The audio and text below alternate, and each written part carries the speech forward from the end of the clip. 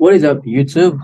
Good day sa inyong lahat. For today's video, I will just talk about a simple support and resistance strategy or knowledge na natutunan ko din with my experience na pwede nyong i-apply sa inyong trading approach. No? And support and resistance, ito po ay basic approaches or kumbaga pinaka classic way of trading kumbaga, pero very effective, no? Support and resistance, kahit saan mo siya i-apply, no, na markets will still show its effectiveness. So depende na lang kung paano mo siya i-apply, no, sa strategy mo. Well, mag-discuss muna tayo, no? If ikaw ay beginner pa, no, gagawa ko ng konting drawing dito. Yung price po ay hindi po siya dumidiretso pataas lang. Meron po yung price po, meron po yung high, meron po yung low, meron po yung high, meron po yan. Ganyan po yung price. Okay?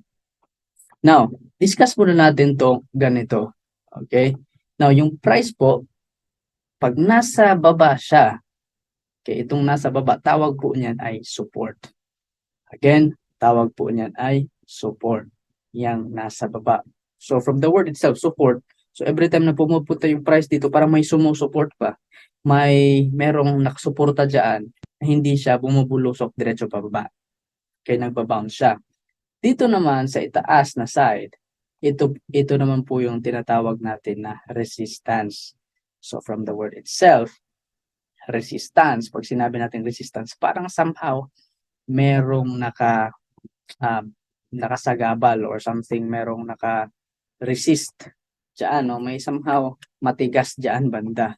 No? Isipin natin, yung support ay para siyang sahig at yung resistant naman ay isipin natin para siyang bubong. Okay? So, again, support, ito naman po ay resistance. Pero, ito po ay sideways of, sideways siya na type of market. Hindi naman po ganito palagi yung market. Okay. Meron pong tinatawag natin na bullish market kung saan pataas naman po yung price. So from support, nag-create siya ng high and then nag-pull back siya. Okay, ano po yung tawag dyan? This will be your resistance. Now, if yung price ay mag-react papunta pataas, ano na tawag dyan? Ito na yung support mo. Okay? Lagyan lang natin ng kulay para mas clear. Pag blue, support po yan. Yan. Sige. So, every time na yung price ay papunta na siyang resistance, dalawa yung pwedeng mangyari. Unang mangyari ay pwede siyang ma-reject, papunta pababa, balik sa support. Pangalawang senaryo, pwede siyang dumiretso, bumulusok pataas. Yan. Ito po, take note ninyo. Every time na nabasag ng price ang previous resistance, yung resistance po ay nagiging support. Okay, take note po yun ha. Pag nabasag na yung previous resistance, nagiging support po siya. So, nagiging support na to.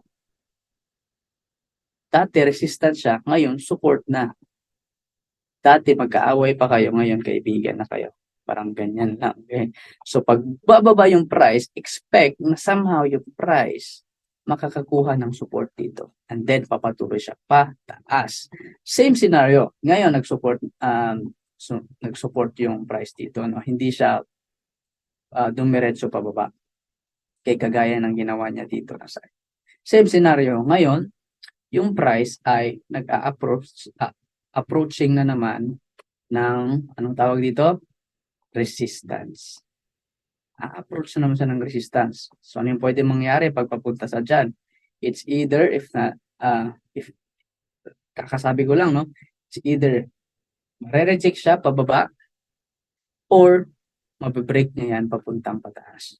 So, pag nag-break niya yan papuntang pataas, of course, what will happen, this resistance turns na naman into support. I hope that's very clear sa inyo, no? So, yung bubong dati, ngayon naging sahig na. So, parang ganyan lang po yung logic to. Okay. So, what if, Eric, bumulusok lang siyang paganyan? Na-break niya itong support na to, itong support na to. Okay. So, opposite yung nangyari. Yung support na break, anong nangyari dyan? Yung support naman, naging resistance na naman siya. Okay? Dati, support pa siya, no? Ngayon, naging resistance na siya. So, every time a support is broken, it becomes resistance. May chance na babagsak na yung price papunta dito na naman. And then, ito, support dati, anong mangyayari dyan? Magiging resistance na naman siya. Think of trading as probability. Okay? So, hindi ibig sabihin na resistance yan ay magre-reject na yung price. Since this is probability, pag ang price is approaching sa resistance na yan, may probability na didiretso pa rin siya pataas. Pero, since we know na this is resistance, mas mataas yung chance na bababa yung price. Okay? I hope na very clear yun, no? Ito po ay basic lang ng support and resistance. Now, tingnan natin sa totoong chart na talaga. Okay, tingnan natin. Now, if titingnan nyo siya sa mismong chart na talaga, titingnan natin siya, hindi siya ganun ka-linis tingnan. Dito na papasok yung experience mo. Okay, dito na papasok yung pagpa-practice mo every single time para masanay yung mata mo, no? Mas mabilis makita yung support at resistance. Well, tingnan natin to. Okay. Pinakasikreto, isa sa very helpful to me is looking kung saan nag-bounce or nag-react yung price. For example, focus lang muna kayo dito. Okay. Saan ba nag-react or nag-bounce yung price? So, tingnan natin to from dito sa taas, bumaba siya, and then nag-stop siya dito, nag-bounce siya. Okay? And then, pumunta siya sa taas. So, this will be one of our support. Tama? Yan, potential support. Pwede siya nating maging support kasi nag-stop siya dyan. If titingnan natin sa left side pa, nag-react din pala yung price dyan. Okay, now if didiretso niyo siya papunta dito, yung price reacted to that zone. So, tumaas siya, and then nag-react dyan papunta. Doon naman, ano. So, very clear ito. Delete muna natin yan. So, ganun ako, yun yung isa sa mga ways ko to look at price easily. Saan ba nag-bounce yung price? Saan siya nag-react? Saan siya tumigil? Okay? Saan ba? Okay, saan ba siya tumigil? Saan ba siya nag-ano? Okay, ito yung support natin. Identify na natin. If titignan naman natin, hanap tayo ng resistance. Saan nag-stop yung price tsaka bumagsak? Very clear dito. Itong area na to. Diba? Itong area na to dito. Now, always isipin ninyo na yung price po, hindi po siya parang isang specific price lang talaga. Zone po yung titingnan ninyo. Now, if titingnan nyo to dito, i-stretch natin siya papunta dito, meron siyang zone. Yan. Makapal-kapal siya na zone. Okay? Kung saan, yung price pag tumataas, bumababa, nagre-reject siya dyan. Okay, gawin muna natin pula to. Resistance. Yan. So, kitang-kita, after here sa support, pagtaas niya, nag-reject pa rin yung price ulit. Okay? Tapos, nag-try pa siyang tumaas and then nag-reject. Na-break niya, pero ano yung sabi? Sabi natin, if ang resistance ma-break, it becomes support. Pero in this case right here, nakita natin na hindi niya nirespeto to as support. Dapat kasi, magiging support siya. Pero kagaya ng sinabi ko kanina, hindi all the time ganoon. Trading is a probability game. Okay? So nakita natin, pagtaas ng price doon, bumulusok na siya pababa. And then saan siya nag-stop ulit? Doon sa previous support niya. Okay? Now, let's look at this deeper pa. Yung price tumaas papunta dito, ito ay naging mini resistance, kumbaga. Merong somehow resistance dito banda. Check natin itong resistance. Yan. Na-break resistance kasi pagpunta ng price dito, nag-react siya pababa. Tumpulan na candle na yan. Na-break niya, ano yung mangyari? Yung resistance magiging support.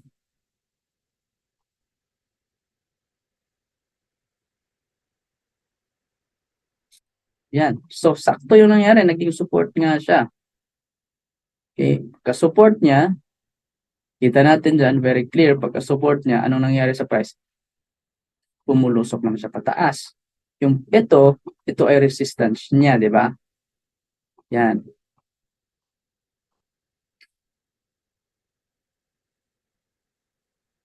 Yung previous resistance, na-break lang din niya ulit.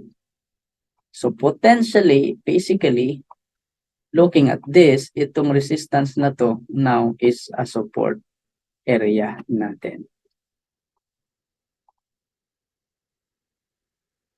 See, so there is a chance that the price will go here and then bounces up doon pataas.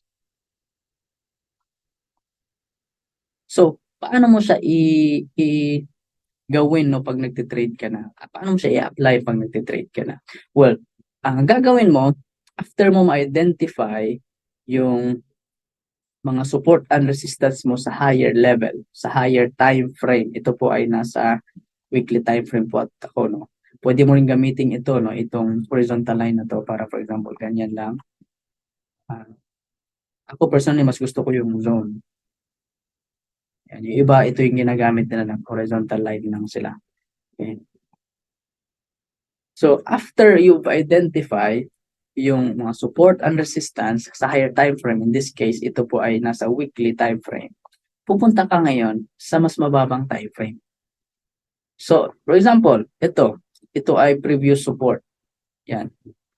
Ito ay previous resistance, resistance siya before, pero ngayon naging support na siya.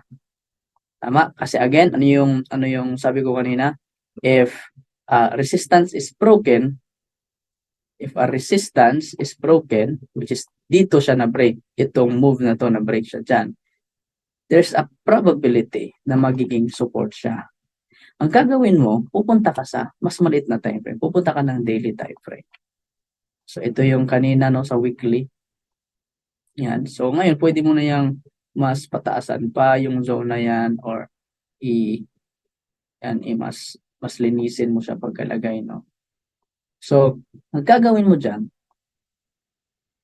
maghahanap ka ngayon kung saan ka papasok, kung saan ka mag-e-entry. Kung swing trader ka, no? Pag sinabing swing trader, ito yung nag-open ka ng position ngayon and then kino-close mo siya after these 3 days, 2 days, no, or 2 weeks, no, naka-hold ka lang doon sa price na yun.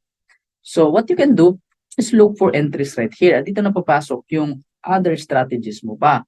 Okay, maybe mga confirmations mo pa. Okay? Kung intraday trader ka naman, ibig sabihin, ikaw yung nagtitrade sa araw na yan and then kino-close mo lang din sa araw na yan. You can go doon sa lower time frame pa. Okay, so 1 hour, okay, for example, 1 hour.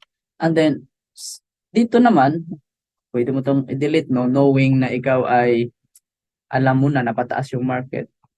Gagawin mo, punta ka dito sa lower time frame mo at maghanap ka ng support na naman dito. So, tingnan natin. So, if nakita natin to, tingnan natin yung price, anong ginawa ng price dito. So, basically, yung price ay parang nagba-bounce lang dito. Wala siya masyadong ginawang alam mo, sobrang choppy lang niya, no? Pero possible support here is itong area na to kasi 'di ba ilang beses yung price pumunta diyan. Saan pa? Itong zone din na ito dito banda. So ngayon alam mo na sa higher time frame, again yung higher time frame ay mas strong siya, no? mas nagre-react talaga yung price doon compare sa lower time frames. Ngayon, alam mo na bullish ka o sa higher time frame, maghanap ka ng entry dito sa lower time frame. Ito, highlight mo na, okay, basta alam ko na sa weekly or sa daily ay bullish ako, ibig sabihin, magbabay ako sa, sa Euro USD. Ang gagawin ko na lang ngayon, maghahanap ako kung saan ako papasok.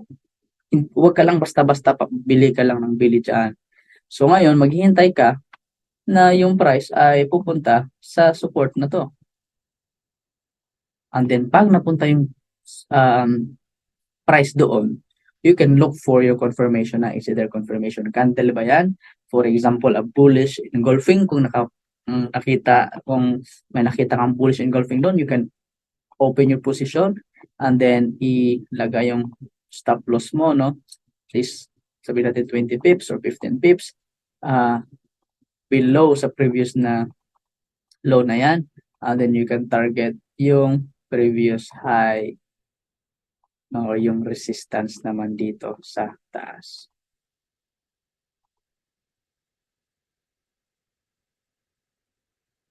Okay. So again, this is just an example, no, an introduction lang of the basics of support and resistance. If you really want to understand it better, kailangan mo pa siyang, alam mo yun, i-demo muna, mag-create ka ng demo account and then try mo siyang try mong i-trade yung demo account mo, try doing this, no? The secret of this too is yung patience. Kasi hindi basta-basta magbabay ka lang dyan. Ngayon na alam mo na ng bullish yung euro.